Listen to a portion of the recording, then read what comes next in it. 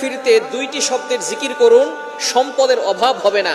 আল্লাহ পাক রব্বুল আলামিন আপনাকে সম্পদ দান করবেন, এটা আল্লাহ পাক রব্বুল আলামিন পবিত্র কোরআনুল কারীমের ভিতরে নিজেই বলে দিয়েছেন। সুতরাং আমরা অনেকেই অভাবের ভিতরে আছি, অনেকেই কষ্টের ভিতরে আছি, অনেকেই দুঃখ কষ্টের ভিতরে জর্জরিত, অনেকে ঋণের বোঝা নিয়ে দুশ্চিন্তার ভিতরে আছেন, টেনশনের ভিতরে আছেন।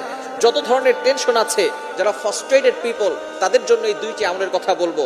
আমি নিজে করে উপকার পেয়েছি, যাদেরকে এই আমলগুলো বলেছি তারাও অনেকটা উপকার পেয়েছে, এবং নবীজি সাল্লাল্লাহু আলাইহি সাল্লাম নিজেই কথা জানিয়ে দিয়েছেন উপকারের কথা।